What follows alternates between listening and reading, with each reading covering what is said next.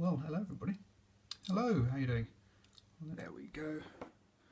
Get my purple hands on and then we'll kick off. So, welcome to the Rugby Chat pre-show. I am Paul from drivingwall.com and this is where I just quickly run through what happened at the weekend and what we're going to talk about in the Rugby Chat over the next hour or so on Twitter. So, clearly the big news from the weekend was what happened actually on Monday. Was the PRORugby has been... Hey, thanks for joining. PRORugby has been kicked off in America, and we'll see 6 teams taking part in a 10-week league with a final at the end, kicking off in July and ending in, kicking off in April and ending in July. Hey there. So that's the big news. They haven't announced which cities the rugby will be. Which cities the teams will be set in. But it looks like New York, Philadelphia, Denver, San Fran, and Sacramento. It's 5 of them. I think the 6th one is taking a while to do because they were looking at having Canada included. The due to in Vancouver, but that hasn't happened. Hey, no worries, Paul. So that was the big news. Other big news, obviously, is Sam Burgess has returned to rugby league, and we'll be talking about both the PRORugby and Sam Burgess's return to rugby league in the Rugby Chat. This week, he's gone back citing family reasons and thinking that basically he enjoys rugby league more than rugby union, and that he didn't.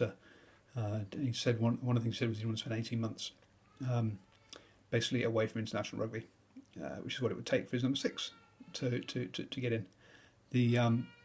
And that's my kids crying in the background, so I'm going to have to leave you. That's all right. My wife's crying. I'm going to sort them out.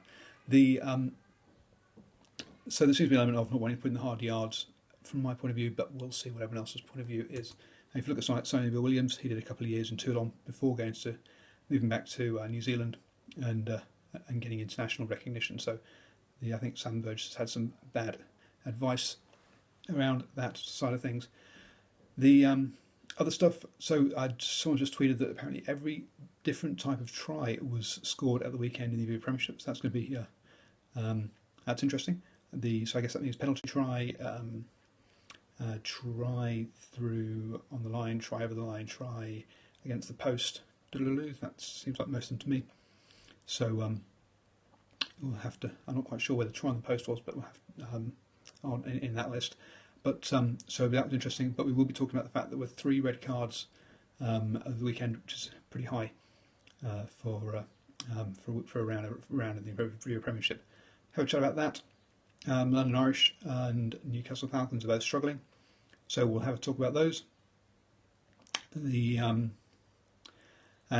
Question up there: will the Blues miss Pietau, or will they be okay?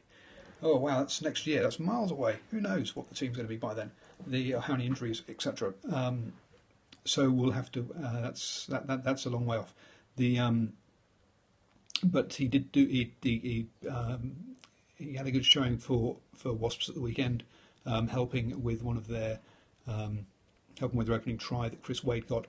That was with a nifty bit of little bit of footwork before playing the player through. Christian Daly, I think it was, who before passing it on to Wade. So Pietau's started his life in the Premiership and in Europe in fine fettle. We'll also be talking about Pro 12.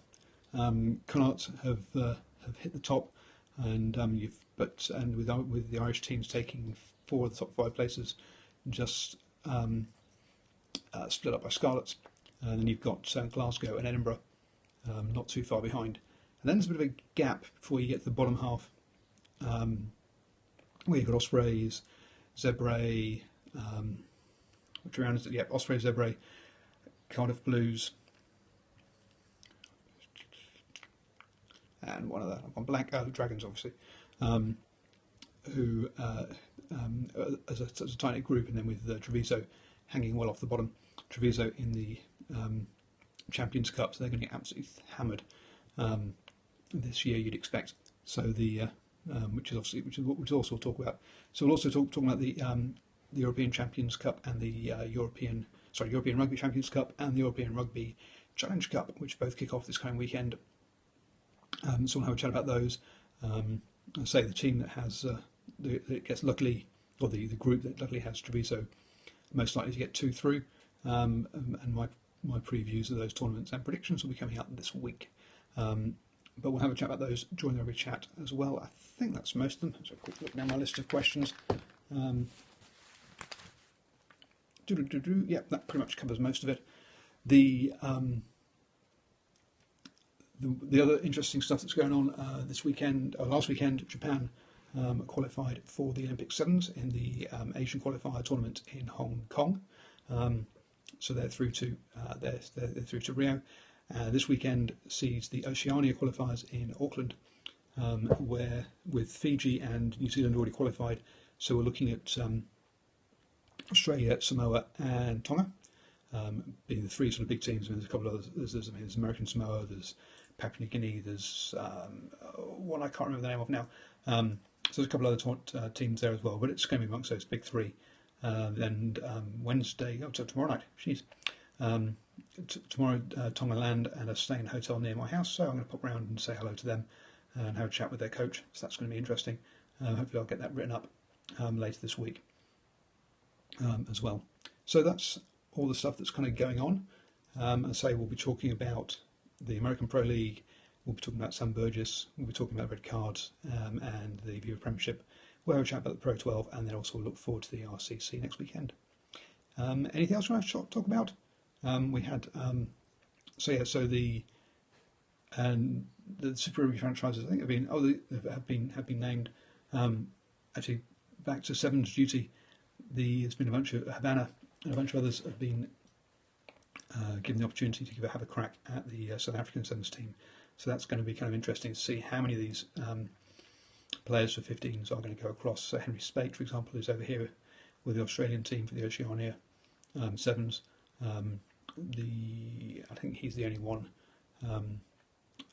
There's the rest of them all rest up after the Rugby World Cup. So yeah, catch you on Twitter in a second. And if you're watching this on my YouTube channel, thanks a lot. Cheers, guys.